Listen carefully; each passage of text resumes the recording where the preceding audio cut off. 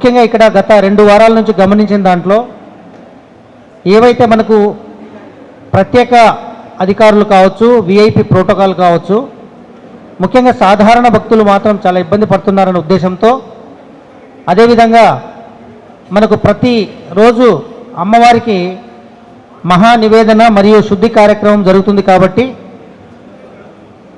ఆ క్రమంలో చాలామంది చంటి బిడ్డలతోటి వచ్చిన భక్తులు, వృద్ధులు, వికలాంగులు వాళ్ళు గంటల తరబడి క్యూలో వేచి ఉంటారు. ఆ యొక్క అంశాలన్నింటినీ దృష్టిలో పెట్టుకొని 11:30 నుంచి 1:30 వరకు విఐపి బ్రేక్ దర్శనం ఏదైతే ఉంటుందో విఐపి వాళ్ళకు అవి ఖచ్చితంగా మనము దాన్ని కొద్దిగా క్రమబద్ధీకరించడం జరిగింది. ఇది మీ ద్వారా ప్రతి ఒక్కరికి కూడా తెలియజేయడం జరిగింది. ఇది నేను గమనించింది. రెండో ఇంకో ఇంపార్టెంట్ ఏంటంటే అన్ని దేవాలయాలకు ఒక ఎత్తైతే మన దేవాలయానికి సంబంధించి ఇంద్రకీలాద్రి పైన పార్కింగ్ సమస్య ఉంది. ఈ పార్కింగ్ సమస్యను మనం బయటపడాలంటే మనకు హోల్డింగ్ ఏరియా సీతమ్మ పాదాల వారి దగ్గర హోల్డింగ్ ఏరియా ఉంది. అక్కడ దాదాపు 4 ఎకరాల స్థలం ఆల్రెడీ మనం తీసుకొని అక్కడి నుంచి బస్సెస్ కూడా మనం ఏర్పాటు చేయడం జరిగింది. ఇటువైపు టువర్డ్స్ మనకు టీటీడీ స్థలం ఏదైతే 2 ఎకరాలు ఉందో అక్కడ కూడా మనకు పున్నమి ఘాట్ ఉంది. అక్కడ నుంచి కూడా బస్సెస్ మనము ఏర్పాటు చేసుకోవడం జరిగింది. సో ఏ సుదూర ప్రాంతాల నుంచి వచ్చిన భక్తులు ఈ యొక్క ప్లేసెస్ ఏవైతే ఉన్నాయో అక్కడ వారి యొక్క వాహనాలను పార్క్ చేసుకున్న తర్వాత వారికి ఓపిక ఉంటే బస్సుల్లో వచ్చి అమ్మవారి దర్శనం చేసుకోవాల్సిందిగా మీ ద్వారా అందరికీ రిక్వెస్ట్ చేయడం జరుగుతుంది.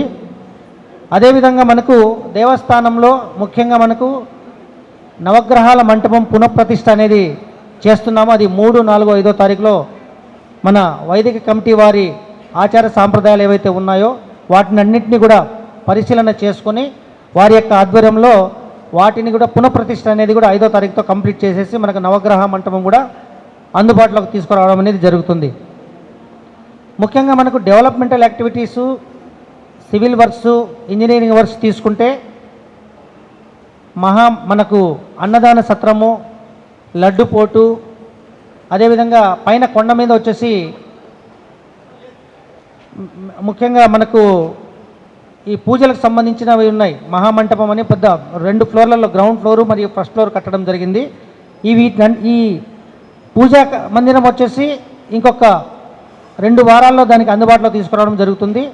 దసరాలోపు లడ్డుపోటు, అన్నదాన సత్రం కూడా మనము అందుబాటులోకి అంటే వినియోగించుకోవడానికి అందుబాటులో తీసుకురావడం అనేది జరుగుతుంది. ఇవన్నీ కూడా మనము యుద్ధ ప్రాతిపదికన ఇక్కడ ఉండే సంబంధిత అధికారులందరూ సమక్షంలో యుద్ధ ప్రాతిపదికన వచ్చిన భక్తులందరికీ కూడా ఎటువంటి ఇబ్బంది లేకుండా చేయడం కోసం ప్రతిరోజు కూడా పర్యవేక్షణ చేయడం అనేది జరుగుతుంది. భక్తులు ఏదైతే పుణ్యస్నానాలు చేసే దుర్గా ఘాట్ ఏదైతే ఉందో ఆ దుర్గా ఘాట్ను కూడా రైట్ సైడ్కు విస్తరించడానికి కూడా సంబంధిత అధికారులతో కూడా మాట్లాడడం అనేది జరిగింది. దానితో పాటు ఎక్కడికక్కడ అన్ని కౌంటర్లలో మనకు టెక్నాలజీని ఉపయోగించి యూపీఐ ద్వారా, క్యూఆర్ కోడ్ ద్వారా స్కానర్స్ అన్నీ కూడా విరివిగా వాటి ద్వారా కూడా మనము ఇక్కడ ట్రాన్సాక్షన్ జరిగేటట్టు కూడా చర్యలు తీసుకోవడం అనేది జరిగింది.